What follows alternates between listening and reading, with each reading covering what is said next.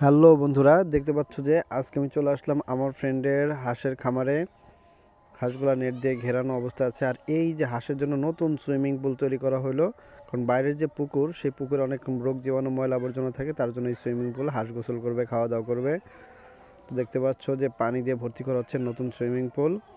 আর সেটাতেই এখন হাঁস গোসল করবে, পানি খাবে, তারপর সাঁতরাসাঁতরি করবে, সাঁতার করবে, সব কিছু এই সুইমিং পুলেই করবে। মোটর দিয়ে একদম ফ্রেশ পানি দেওয়া হচ্ছে। আর এই যে স্যাররা এইখানে দাঁড়িয়ে আছেন, স্যাররা একটু পরে এইখানে আসবে আর এই পানিতে গোসল করবে।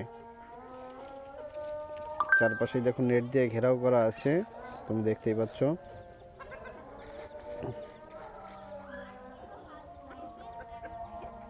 তো পানিগুলো আসলে বাইরে থেকে পানি খাওয়াইলে সেই পানিগুলো নোংরা থাকে, ময়লা আবর্জনা থাকে, তার জন্য এই হাঁসগুলোরে যত্ন করে, যেহেতু ফার্মিং প্রসেস, যত্ন করে এই হাঁসগুলা একদম ওইখানে নেওয়া হবে।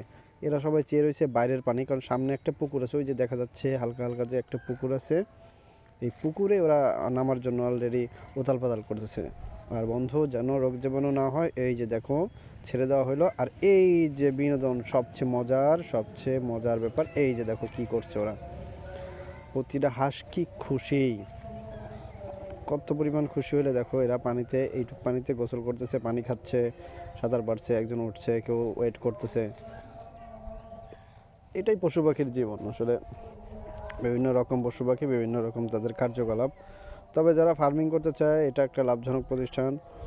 জাস্ট টেস্টিংমূলক অনুযায়ী করা হয়েছে, যে টেস্ট করা উপলক্ষে করা হয়েছে যে কী ফলাফল দাঁড়াবে, এটার বেনিফিট কী বা এটার প্রবলেম কী, সমস্যা কী, এই ব্যাপারে জানার জন্য এই ফার্মিংটা করা হয়েছে। যে জাস্ট পরীক্ষামূলক আর কি। এর পরবর্তীতে যদি এটা সফল হয়, তাহলে বড় কোনো পুকুর নিয়ে হয়তো বা হাজারখানিক হাঁসের কোনো একটা ফার্মিং হবে, এরকম চিন্তা ভাবনা এই ফার্মটা আসলে আগাচ্ছে।